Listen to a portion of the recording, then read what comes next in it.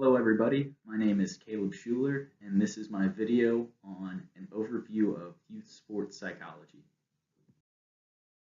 In this video, I will be covering sports effects on psychological development and why it is beneficial for youth and adolescents. I'll also go over the ways in which kids are introduced to sports and how they get involved using various behavior models. I'll be going over the reasons why kids give up on sports and also why they decide to continue. And lastly, I'll discuss how sports can be used to their maximum potential for psychological development and how, if done incorrectly, there are negative consequences. For centuries, sports have been seen as a way to teach applicable life lessons. As of today, there's still much to be learned on the psychological benefits of sports. But with the few studies we do have, it's evident that sports do have a role in shaping social skills, psychological health, and have numerous physical health benefits. An article by Eim and her co-authors found that the most common psychological and social health benefits from sports are improved self-esteem, social interaction followed by fewer depressive symptoms, and they also said that sports may be associated with improved psychosocial health. Above and beyond improvements are attributable to participation in physical activity.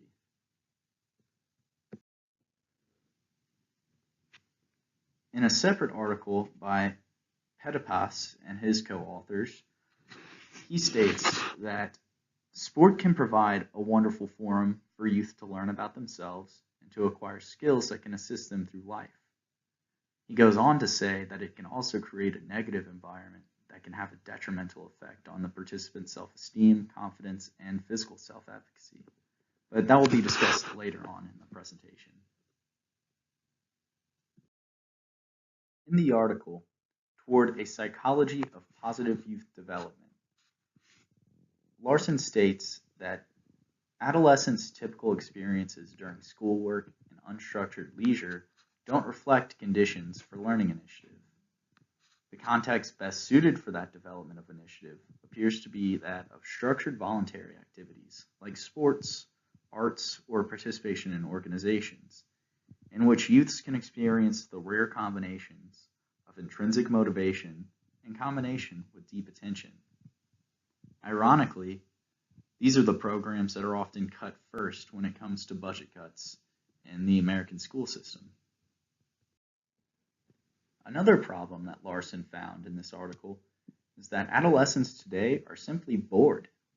As a former teenager myself, I can attest that boredom is an epidemic among high schoolers. Boredom means that teenagers are not being challenged, and it's damaging to positive psychological development. Larson's study showed that sports and hobbies got the most intrinsic motivation and concentration out of students when compared to their schoolwork or even them just spending time with friends. Going back to Eim's study, this model that was created shows how these health benefits that we just talked about fit into the socio-ecological model. The psychological and physical benefits can all go into the intrapersonal section, and the social benefits that come from playing sports on a team can go into the interpersonal section. Understanding these models is important because it can also give insight onto reasons why youth decide to get into sports in the first place. The article, Theories of Exercise Behavior, states that predicting, understanding, and explaining behavior, not only in exercise, should be carried out within a theoretical framework. This particular article states that the most appropriate theories are the theories of reasoned action and planned behavior, the self-efficacy theory, and the trans-theoretical model of behavior change. Now, the theories of reasoned action and planned behavior use attitude, subjective factors, and perceived behavior control to predict intention, which then in turn determines behavior. Attitude would be the child or adolescent's feeling towards the sport. Maybe he enjoys seeing it on TV. Maybe he doesn't like it because he doesn't enjoy physical exercise. Subjective factors can be many things, such as the child's family. If he comes from a more sedentary family, he may not feel encouraged or the need to play a sport. Or on the flip side, if his family is active, they could be forcing him to play. Subjective factors could also be his peers. Maybe he has friends that are playing sports and it makes him want to get involved.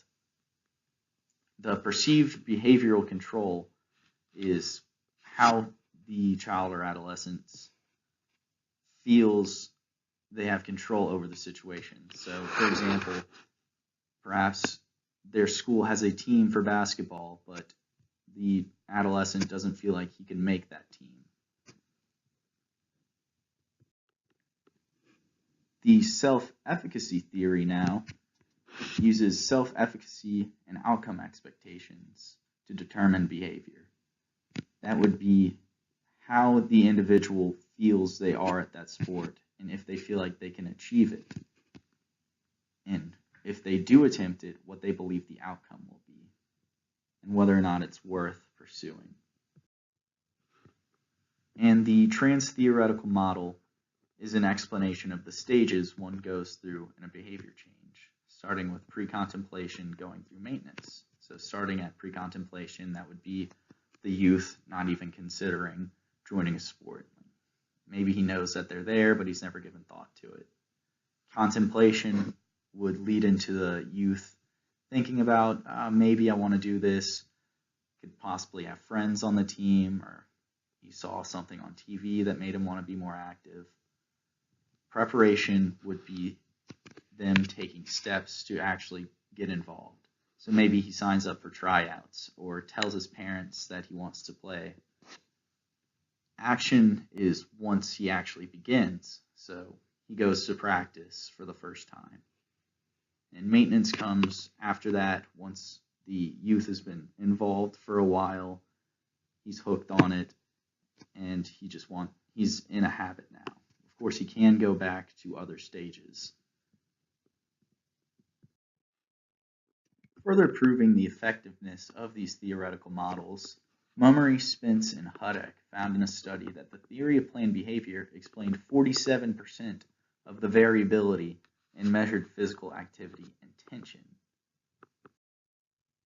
In this particular study, they took children from several different age groups from 11 different schools and gave them questionnaires with variables related to theories of reasoned action and planned behavior.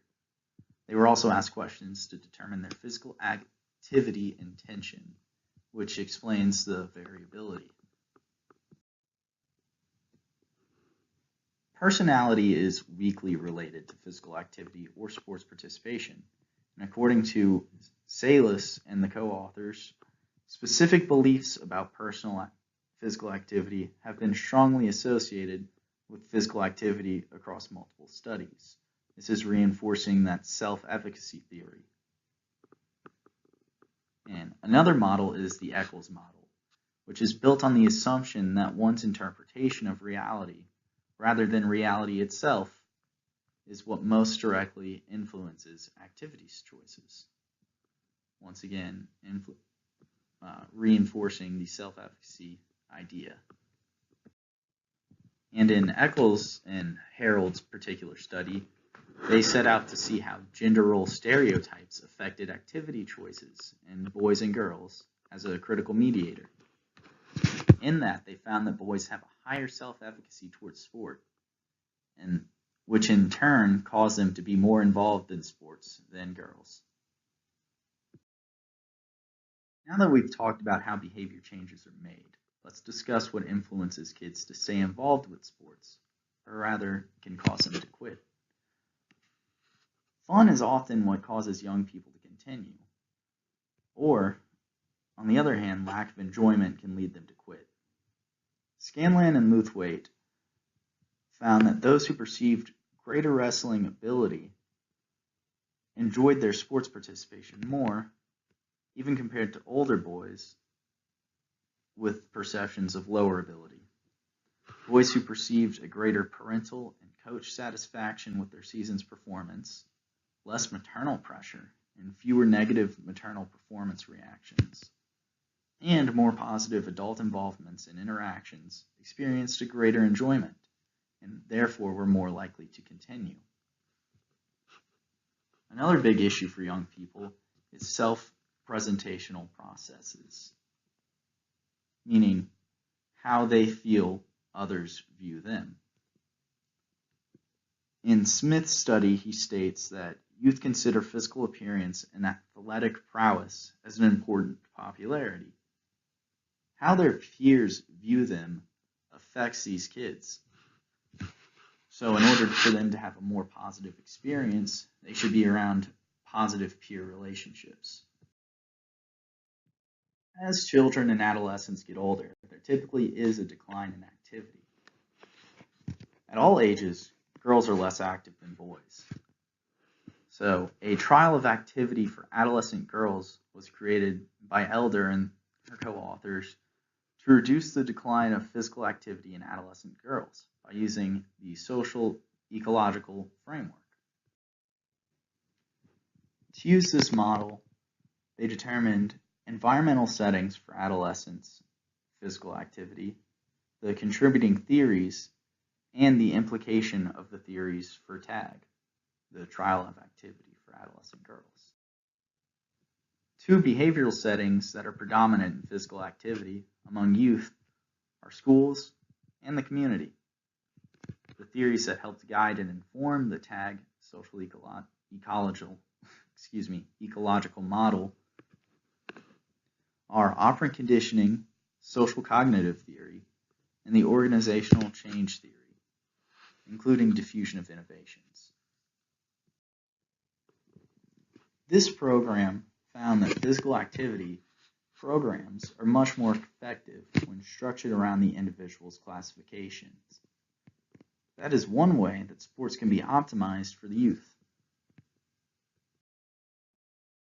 Now, up until this point in the video, we've been discussing mostly the positive effects of sports on youth psychological development. Now, if done incorrectly, sports can have a detrimental effect on the minds of these young kids.